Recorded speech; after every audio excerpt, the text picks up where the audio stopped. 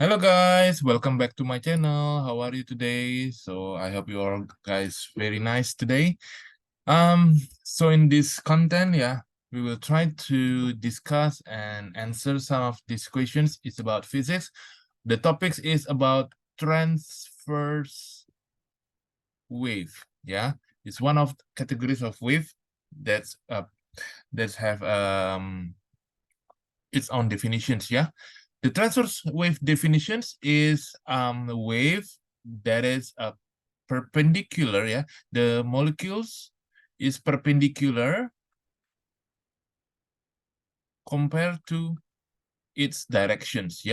So transverse wave itu molekul-molekulnya itu gerakannya tuh ke atas dan ke bawah, naik dan turun, tegak lurus dengan direction movement-nya seperti itu. So the movement goes to the right here, but the particles vibrates up and down.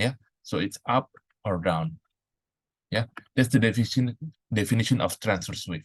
As usual, you can try to download the file in the link below. So kita langsung lihat jawabannya. Okay, question number 1. Determine the following characteristic of the wave for amplitude. So transverse wave amplitude is known as the most maximum displacement or minimum displacement.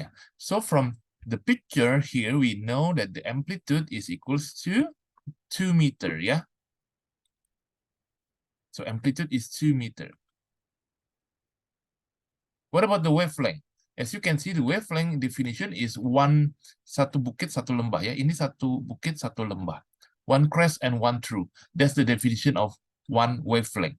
So if there is, how many wavelength here?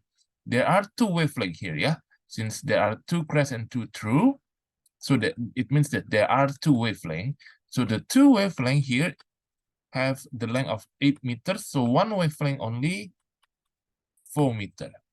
So 4 meter here. That's how you calculate the wavelength here from the picture. All right, that's not too difficult, I guess. That's for number 1. We go to number 2 here. So in number 2, questions number 2, determine the following characteristic of the wave above, for the period. As you can see now, the x-axis represent of a time, not meter. Time. So it means that how many wavelength here. How many wavelength here? So we call it. This is 1 wave, 2 wave, and half wave. So it means that there are 2.5 waves in 10 seconds, right? Okay. You can try to write also like this. So there are 2.5 wave or 2.5 wave within 10 seconds. So 1 second or now period. Nah, cara kita mencari period itu waktu yang dibutuhkan How long does it take to make one wave? So one wave here. Nah, ini tinggal pakai proportion aja. Ini kan dibagi 2,5, right? Divided with 2.5. This one's also divided with 2.5. So it means 4 seconds. So that's the period. It's 4 seconds. Now the frequency, we use this formula. So 1/4 hertz. 1/4 hertz. Now the speed of the wave. Nah, speed of the wave, we can use this formula. Nah, wavelengthnya itu ambil dari yang di atas. Wavelengthnya kan 4 meter dari yang nomor 1. Dari nomor 1 wavelengthnya 4 meter, frekuensinya adalah 1/4. Jadi jawabannya 1 meter per second. Ini jawaban untuk yang nomor 2.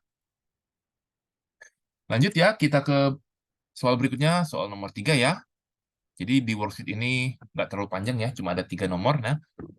Oke, jumlah gelombang. Nah, kalau kamu bisa perhatikan, gelombang itu how many waves. As you can see, this is one wave. Nah, ini 1/4 nggak nyampe setengah. Jadi 1/4 wave